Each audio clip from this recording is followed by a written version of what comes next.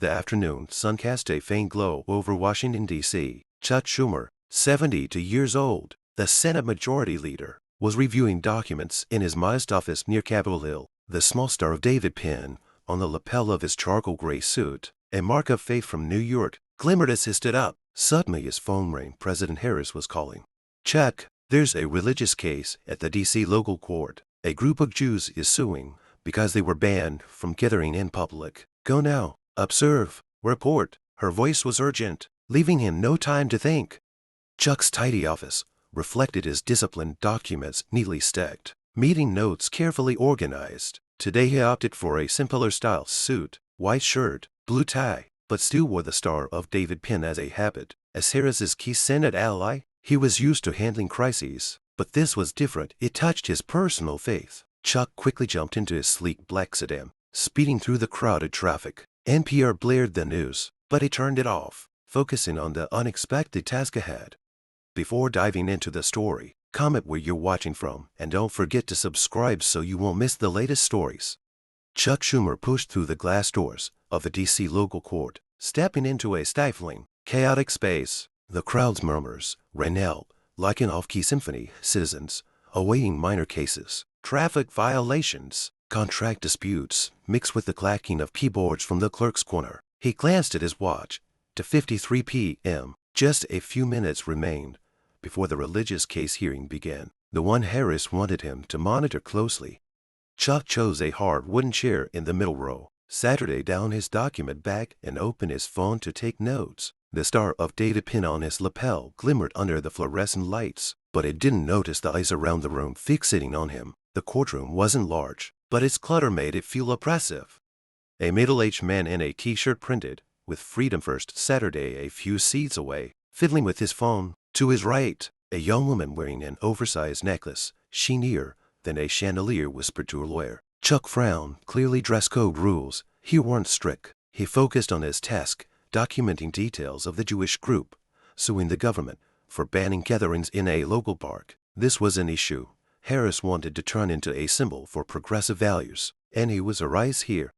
The wooden door behind the judge's bench swung open, and Judge Randall Winters stepped out. At 58, he carried a rigid demeanor, auburn hair combed back, wire-rimmed glasses slipping down his nose, and a black robe pressed flat as if just ironed. The crowd fell silent as is Saturday, his cold, sharp eyes scanning the room.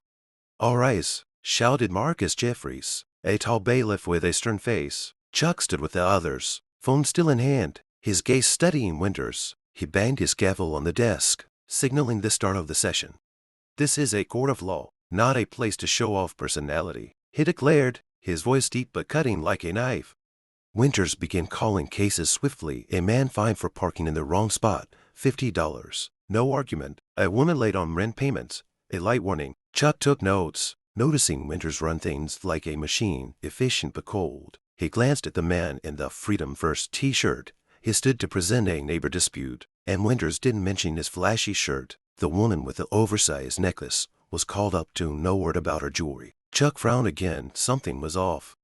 Then Winters' eyes landed on him. He stopped mid-sentence, his hand flipping through paper, stalling, his eyes behind wire-rimmed glasses narrowing as if recognizing something.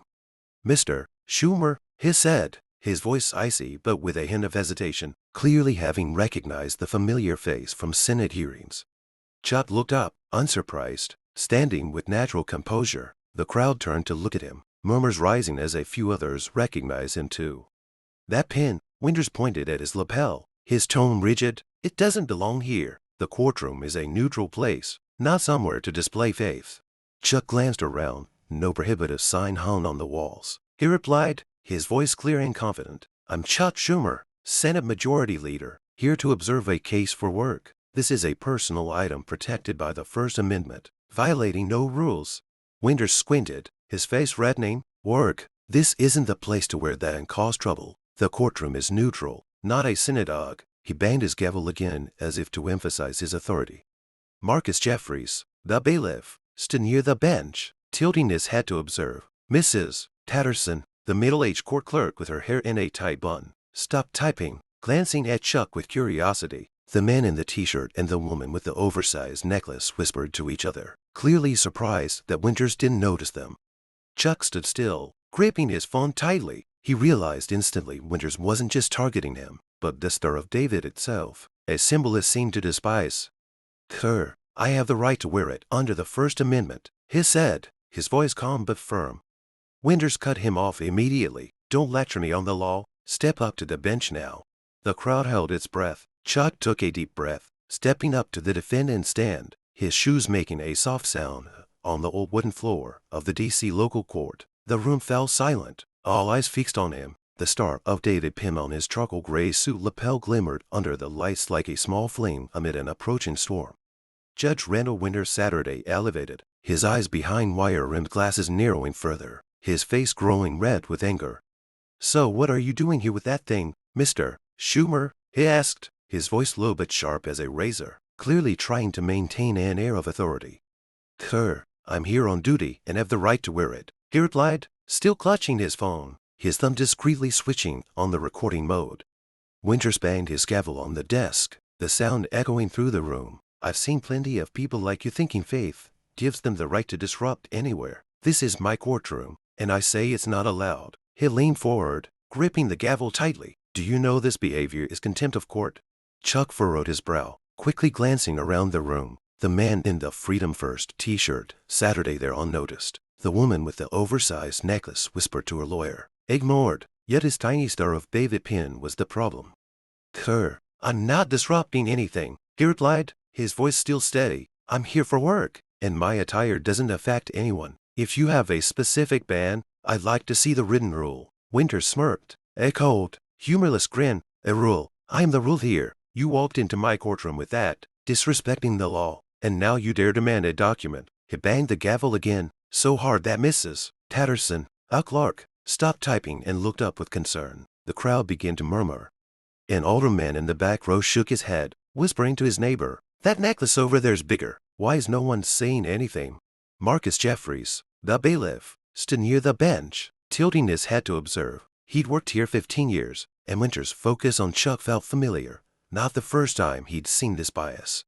Chuck took a deep breath, knowing a direct argument wouldn't sway Winters. He chose the long game. "Sir, if I've broken a rule, I have the right to a clear explanation," he said, his hand subtly adjusting his phone to ensure the recording didn't stop. Winters sneered, clearly taking his words as a challenge. "Explanation? Here's your explanation. I'm fining you $500 for contempt of court." He banged the gavel a third time, the sound ringing like a final verdict. The crowd gasped. Mrs. Patterson looked up, fingers pausing over the keys, her eyes uneasy.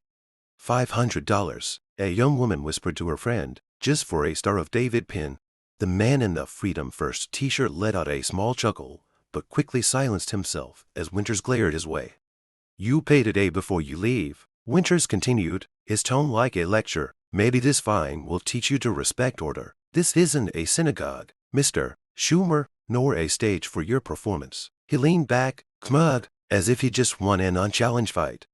Chuck stood still, his sharp eyes fixed on Winters. "Sir, I understand your ruling," he said, his voice even belaced with resolve. "But I have the right to ask, why aren't the others in this room with printed shirts? Big necklace is fine too."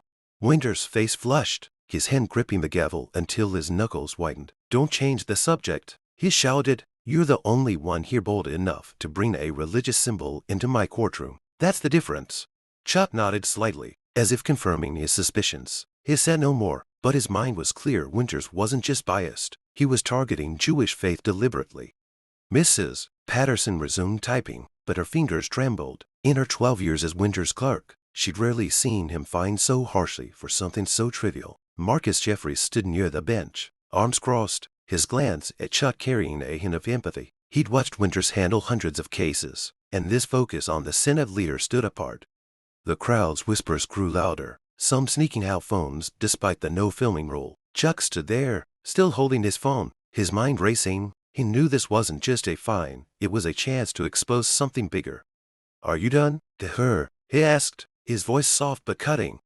Winters frowned, caught off guard by his composure. "Not yet," he replied. "You pay, and I'll move on with the session. Sit down." Chuck didn't sit. He stepped closer to the bench, resting his hand on its edge, his eyes never leaving Winters. "I'll pay, but we're not done here," he said, his voice low but brimming with determination. Winters smirked again, but this time it faltered slightly. Chuck Schumer stood firm at the defendant's stand, his gaze locked on Judge Randall Winters. The Star of David pin on his charcoal gray suit lapel gleamed like a silent challenge. Winters had just fined him $500 for contempt of court, his face flushed red with triumph, his hand still gripping the gavel. The crowd in the D.C. local court held its breath, the murmurs fading. Mrs. Patterson, a clerk, stopped typing, her anxious eyes darting between Chuck and Winters. Marcus Jeffries, the bailiff, stood with arms crossed, tilting his head as if anticipating something bigger. Winters broke the silence. Did you hear me, Mr. Schumer? $500, payable today. Sit down. We have other business. He banged the gavel, signaling an end, but Chuck didn't budge. He took a deep breath, placed his hand on the bench's edge, and spoke, his voice clear, calm, yet sharp as a blade. Sir, before I sit, I need to clarify a few things for the record. Winters frowned, caught off guard by his steadiness. The record? You've got no right to demand anything here. He snapped, but his voice wavered as if sensing something coming. Chuck gave a slight smile, not taunting, but the confidence of someone in control. He pulled a small gold gleaming card from his document bag and held it up for all to see. I'm Chuck Schumer, Senate Majority Leader serving under President Kamala Harris. But what you don't know, Judge Winters, is that I don't just legislate well, I know the law deeper than you might think. The crowd gasped. The man in the Freedom First t-shirt gaped. The woman with the oversized necklace whispered to her lawyer. Winters frowned, his hand on the gavel still midair. That doesn't change the fact that you broke my rules, Winters muttered, his voice fading. But Chuck didn't let him regain his momentum. He stepped closer to the podium, his voice echoing throughout the room. Your rules are your personal bias. I'm here on the president's orders to observe a religious case, a group of Jews suing for their right to gather in public. This pin, he pointed to his lapel, is my religious freedom, protected by the First Amendment. You fine me for it, but do you know what the law says? Winters' face reddened, trying to push back. I don't need you teaching me the law. This is my courtroom, and I decide. Chuck cut him off, his voice firmer than ever. You're wrong. The law isn't yours alone. Let me remind you of Church of Lukumi Babalu IV, City of Hialeah, 1993. The Supreme Court ruled that banning religious symbols without just cause violates the Constitution. Do you have a just cause, or is it just because you don't like it? The crowd fell dead silent. A few sneaking phone photos despite the rules. Winters opened his mouth but found no words. Mrs. Patterson held her breath, fingers hovering over the keys. Marcus Jeffries nodded slightly, eyes alight. He'd seen many cases, but never a defendant flipped the script this fast. Chuck pressed on, his voice like a rehearsed speech. You fine me $500 for contempt, but I've got proof right here in this room. That man, it pointed to the Freedom First t-shirt wearer, wears a printed shirt clearly against dress code. Yet you said nothing. He pointed to the woman with the big necklace. She's got flashy jewelry, but you're silent. Only my Star of David, a Jewish symbol, anger you? That's not law. That's bias. Winters trembled, his face shifting from red to pale. You're slandering me, he stammered, his voice weak, unconvincing. Chuck didn't stop. He raised his phone. I've recorded everything from when you called me up to now. I've also texted the Senate office reporting this injustice. You want to fine me? Fine, but this doesn't end here. The crowd erupted in whispers. Someone shouted, he's right. Another clapped, quickly hushed by Marcus Jeffries. Winters panicked, grasping for control. Mr. Schumer, I can withdraw the fine. No need to escalate this. He banged the gavel feebly, his voice shaky. But Chuck shook his head, his gaze unwavering. No, withdrawing it because of who I am only proves you're more wrong. The issue isn't me, it's how you run this court. I demand you review the past 6 months' records, all fines tied to religious symbols, and I propose mandatory First Amendment training for court staff, including you. The courtroom exploded. The older man in the back stood, clapping, yelling. That's right, a young woman whispered. Who is he? Amazing. Mrs. Patterson typed furiously, capturing every word, her eyes gleaming as if witnessing history. Marcus Jeffries smiled discreetly. He'd known Schumer was special from the start. Winters slumped into his chair, face ashen, hands trembling on the gavel. He looked at Chuck, truly seeing him for the first time not as a defendant, but as a formidable foe.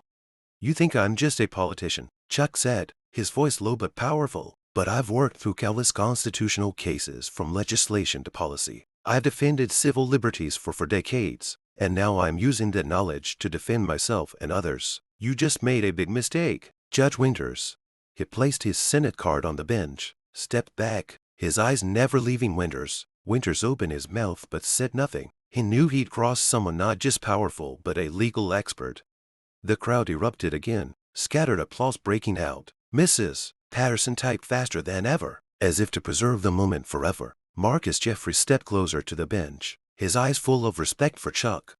Winters Saturday there, his authority crumbling before everyone's eyes. Chuck stood still, the Star of David pin, still shining, no longer just a symbol of faith but his flag of victory. Chuck Schumer stepped out of the D.C. local court, the late afternoon sun glinting off the Star of David pin on his charcoal gray suit lapel. The clock read 3:30 p.m., but the air inside had just exploded like a bomb. He paused at the glass doors, checking his phone. The recording had been sent to the Senate office along with a brief message to Harris's advisor. Winters fined me for the Star of David pin. Handled it. Next steps needed.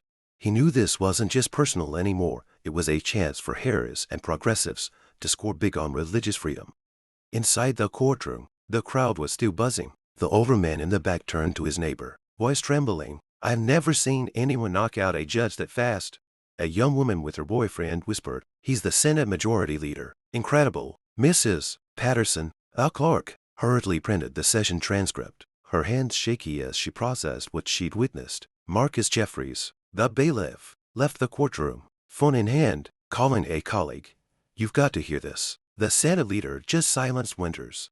The news began leaking out, spreading like wildfire through dry grass. Chuck hadn't even reached his car when his phone buzzed wildly, a notification from X. The Stern Court was trending.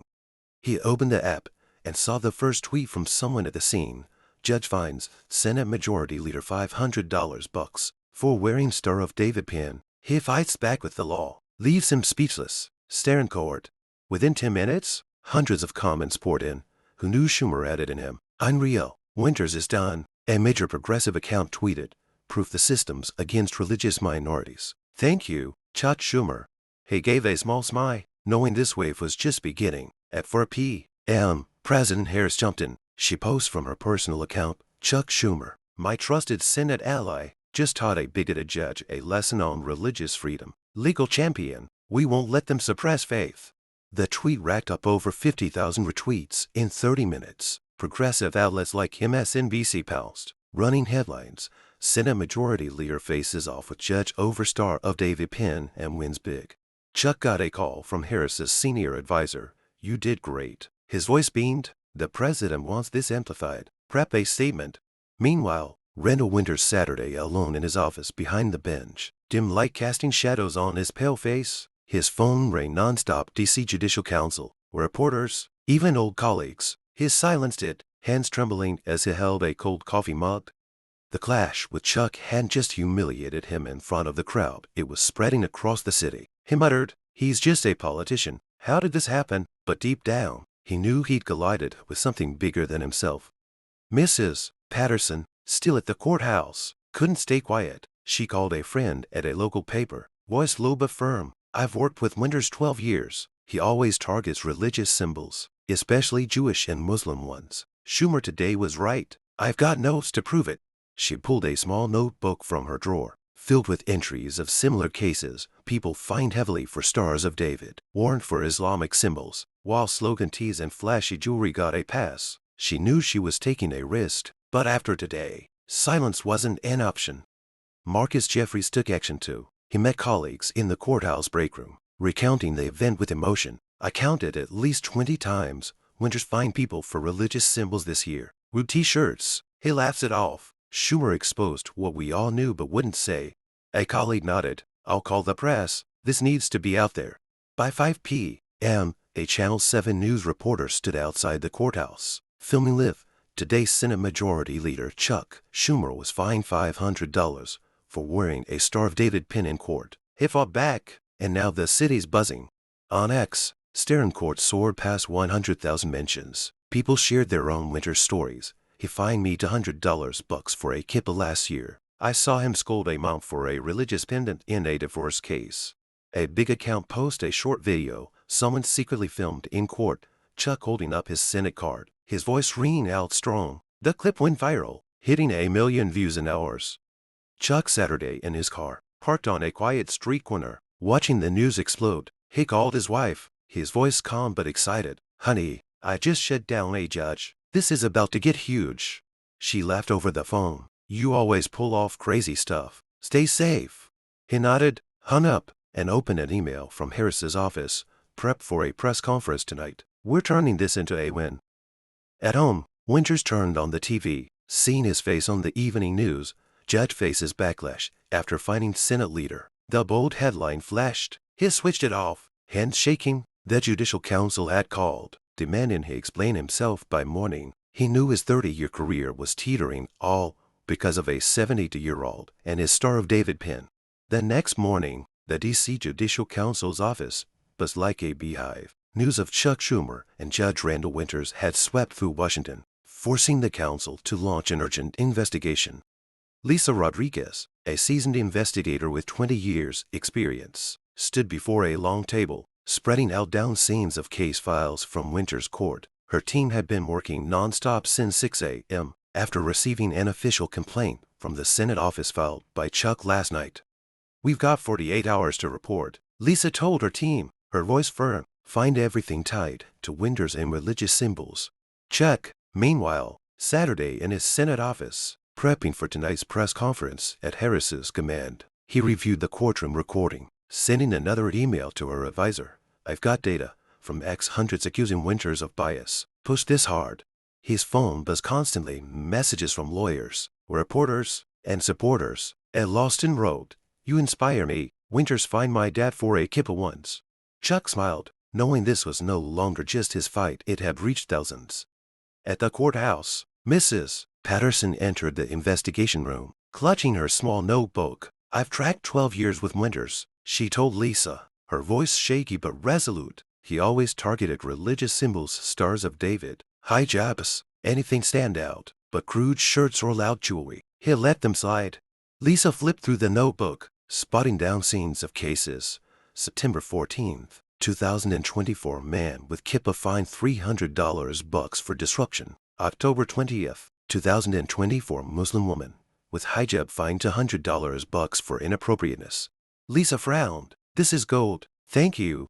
Marcus Jeffries showed up too, offering a handwritten statement. "I've been a bailiff there 15 years. He said, "Winters fined people with religious symbols 3 times more than other violations. I counted once in a day. He hit 5 people for religious items, but ignored 3 in vulgar shirts."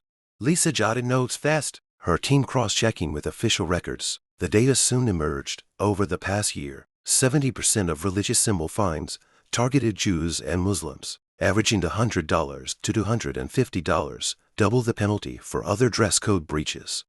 Randall Winters, meanwhile, Saturday in his home office, facing the council via Zoom. "I didn't mean to be biased," he said, his voice weak, hands cradling his head.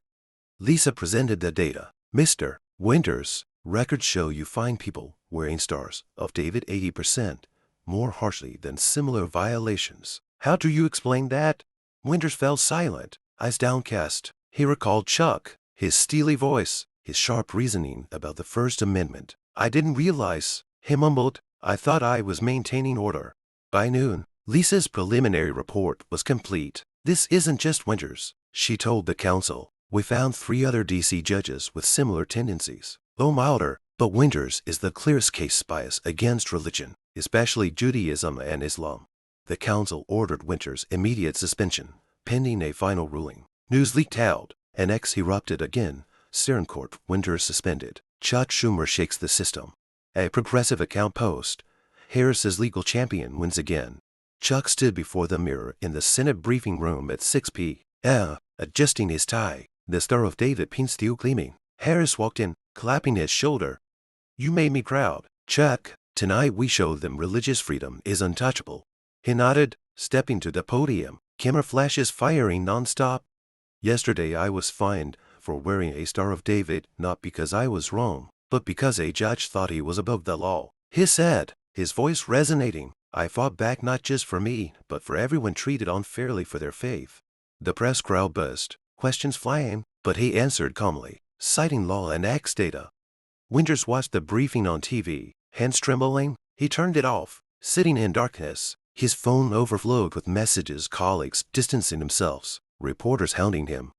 But what shocked him most was Patterson and Jeffrey's testimony, people he trusted. He opened his laptop, searching the Church of Lukumi Babalua ruling Chuck mentioned. Reading it, he sighed. He's right. I was wrong.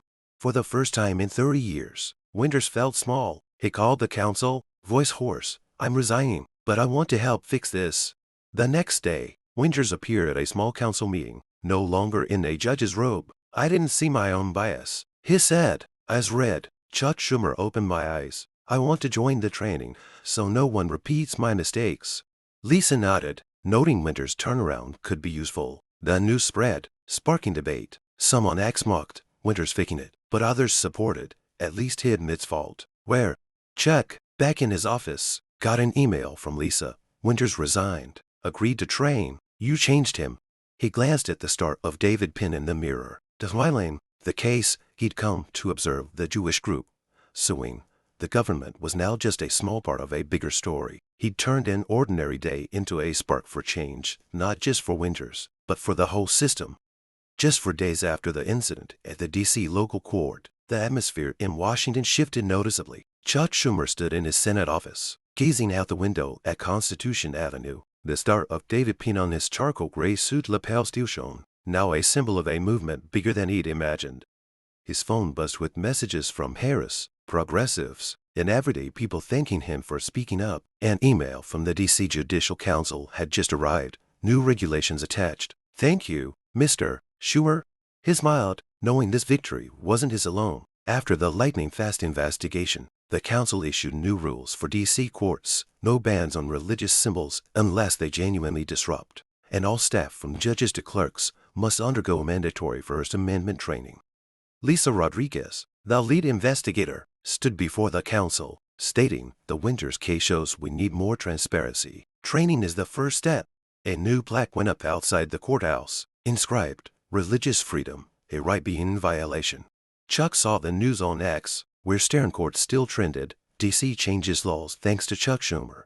Randall Winters, no longer a judge, appeared at the first training session. He stood before down scenes of court staff, voice raspy but sincere. I thought I was fair, but I was wrong. Chuck Schumer taught me to look at myself. Don't let bias blind you. The crowd was quiet, some nodding. Mrs. Patterson, now appointed to oversee the court's transparency program, Saturday in the front row, taking notes. Marcus Jeffries, leading training for court bailiffs, added, we're the eyes and ears here. If we see injustice, we speak up. Winters watched them, knowing he was making amends, a small but necessary step. Chuck hung the $500 fine receipt in a glass frame on his Senate office wall. It wasn't just a memento, it was a reminder of one person's power to stand up. Harris walked in, clapping his shoulder. You're a star, Chuck. The religious freedom crowd loves you, and so do I. She laughed heartily, voice confident. We just won big. Keep the momentum going. He nodded, prepping for his next speech at a progressive event in Maryland, where thousands waited to hear the Senate's legal champion. The incident's impact stretched beyond D.C. States like California, Illinois, and New York began reviewing their own court rules. California's governor tweeted, thanks to Chuck Schumer for reminding us about religious freedom. California will follow? A group of New York lawyers filed for similar training, citing Stern Court. On X, people post photos wearing Stars of David, Islamic badges, or Sikh turbans, captioned, My freedom, no one can ban it. Chuck read these posts, pride swelling. He hadn't expected one courtroom moment to ignite such a movement. The next day, Chuck stood on a stage in Maryland, before a crowd of 5,000 waving religious freedom banners. That day, I just wanted to do my job, he said, voice carrying over the speakers. But when a judge fined me for my faith, I couldn't stay silent. This isn't just my win, it's ours. The crowd roared with applause, some shouting, Schumer for president. He smiled, waving, camera flashes popping. The star of David Penn gleaming on his lapel became a viral image across social media. dubbed by the press as the symbol of resilience. Back in D.C., Mrs. Patterson oversaw new record-keeping, every fine now detailed and checked monthly for bias. Marcus Jeffries trained young bailiffs, stressing, "Don't be afraid to speak out." Schumer did, and so must we. One evening, Chuck got a letter from Lisa Rodriguez. "You didn't just change Winters, you changed the system." "Thank you." He set it down, eyeing the framed fine receipt, reflecting on the journey from one unexpected day to this wave of reform. Harris called at 9 p.m. "Chuck, you're my champion," she said. "The opposition's panicking, and we're winning. Rest up. More tomorrow." He left. "Thank you, Madam President. I'm ready." Hanging up his Saturday, touching the pin from a small accessory, it now lit the path he walked, not just for him but for millions. 3 months later, Chuck Schumer stood at the Senate podium, camera flashes firing nonstop. The Star of David pin on his charcoal gray suit lapel gleamed, now a familiar symbol to millions. Before him were reporters, social media influencers, and religious community representatives, all waiting to hear him speak on religious freedom. 3 months ago, "I just wanted to do my job," he began, voice echoing, "but when a judge fined me for my faith, I stood up not just for me, but for all of you. Today, we've changed the system." The crowd clapped, some holding staring court signs. The D.C. local court now had a new plaque in its lobby. "Justice honors all faiths." He received a letter from a young law student. "Mr. Schumer, I was scared to fight, but your Star of David case gave me courage. I'm starting a free clinic for people discriminated against for faith. Thank you." Chuck read it before his mirror that night, smiling, knowing he'd inspired the next generation. Randall Winters, now a volunteer instructor, stood before a training class, saying, "I was wrong once. Schumer taught me justice has no room for bias." Mrs. Patterson and Marcus Jeffries kept monitoring, ensuring court transparency. Harris called him, "Chuck, you're my warrior. Keep it up." He nodded over the phone, feeling a greater duty than ever. Chuck stepped onto the Senate balcony, gazing at D.C. under the sunset. The Star of David pin in his hand wasn't just a keepsake, it was the flame he'd ignited, spreading from a small courtroom across America. Freedom doesn't come free,